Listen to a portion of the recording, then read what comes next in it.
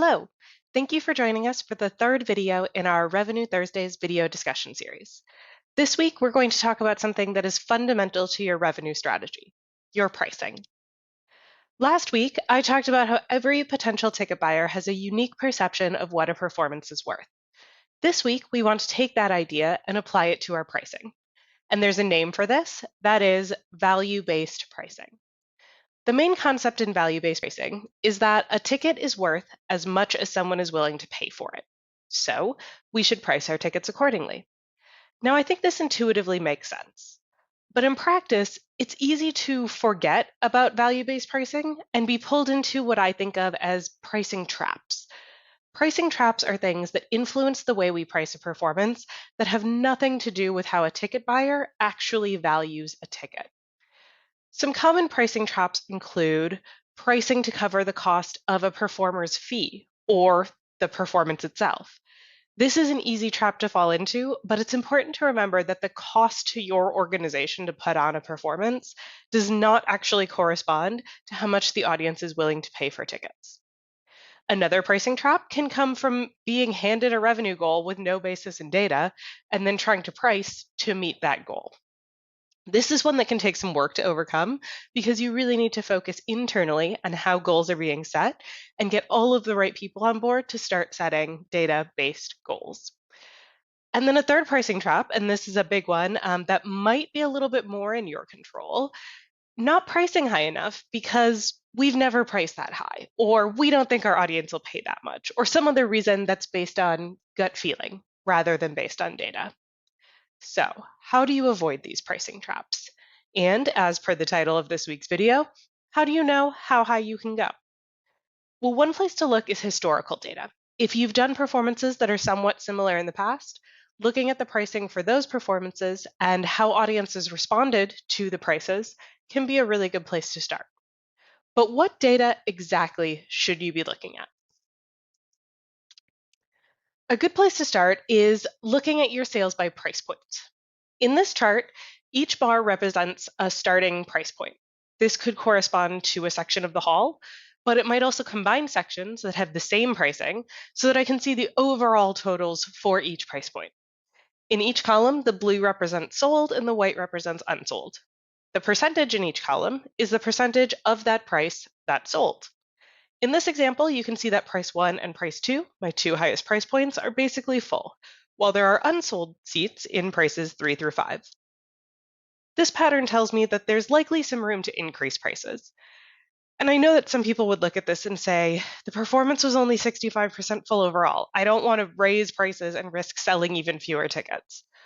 But here's the thing, of those who did purchase tickets to this performance, they bought at the highest prices, in the best seats that were available. Those who wanted to come were willing to pay. Meanwhile, only a small portion of people bought at the lowest prices. So the only real risk to raising prices given this scenario is that a few more people might choose to sit in a different seat at a lower price, but there are not many people in this case who just wouldn't have bought tickets if prices were higher. This means that, in this case, by raising prices, you simply stand to make more money. Here's a second scenario. This time, sales are more spread out across the price sections, with prices 1 and 2 only selling a few more tickets than prices 4 and 5. This tells me we probably don't want to raise our top prices any further. There are still plenty of people willing to pay that top price, but there are also a number of buyers looking for low price tickets. So we're probably approaching our pricing limit here. And I know some organizations don't like this kind of pattern because they're seeing that top price almost half empty. But this is actually a sign that our pricing is pretty spot on because each of our different price points are hitting on the right value proposition for a similar number of buyers. At this point, our pricing decisions might focus around creating the best house fill. I'd be paying attention to which seats in the hall are selling and making adjustments if necessary, just to make sure there aren't any awkward holes and that everything looks good. But if I saw a chart like this, I probably wouldn't be adjusting much in the prices themselves. And then a third scenario, in this case, the top price is the least full, and a majority of our buyers are buying tickets in prices 4 and 5. This is a sign that our pricing has probably gone too far. When you see good sales at the bottom prices and fewer sales at the top prices, this is the best indicator that you're hitting price sensitivity. And I want to call out that this is very different from a performance that just isn't selling well at all. When you have something that really isn't selling across any price point, it can be tempting to think that lowering prices will help. But remember what I said last week. If someone isn't motivated to attend a performance, price is not going to be the thing that gets them to buy. In those cases, it's better to focus your attention on marketing, reaching the right people who actually want to see the show, rather than lowering your prices. But in this scenario that we're looking at here, we're actually selling tickets. There are people who want to see this show. They just don't want to pay the top prices that we've set. So this is an occasion where we probably want to consider actually bringing those top prices down to better match the demand. So that's one really great, relatively simple way to use data to help guide your pricing. You can use historical comparisons to past performances when you're setting your prices out of the gate, and then make sure to be checking on the prices regularly in case you need to make adjustments. The best way to really learn about how your audience reacts to pricing is to test. If your sales charts all look like that first example, try raising prices, even if it's only on a few performances. If they still look like that with all of the sales at the top price, try raising them a little more.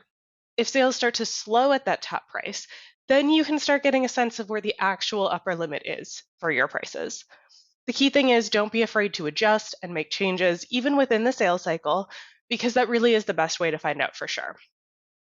The key is to always focus your pricing strategy on what the audience is willing to pay.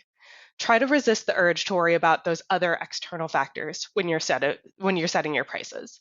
Instead, focus your attention on how to sell the most tickets at the highest prices possible, which really has nothing to do with the cost of putting on the performance or a goal set by someone who isn't looking at the data. So testing is really helpful in understanding what your audience is willing to pay. But of course, the best scenario is that you get prices right before any tickets go on sale. So how do you get your prices right from the start? First, do that research into your historical data. Look at how similar performances sold in the past and use that to help price upcoming performances. Second, it's okay to lean on your peers. See what pricing has looked like for similar performances in your area, and where possible, talk to your colleagues at those organizations about how they sold. Just keep in mind, though, that just because visitors to that organization paid a certain amount, it doesn't necessarily mean that your audience will pay the same. So always make sure that you're pairing peer pricing with research about your own organization. And third, consider undertaking some external survey research. One really great type of project that tells you how much your audience is willing to pay is conjoint analysis.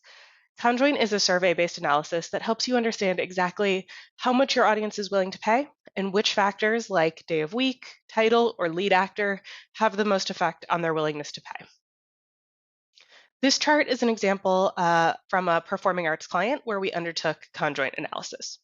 Each line on this chart represents a segment of the audience, which the survey also identified, and the points on each line represent how much revenue the organization would make from each segment given different price offerings.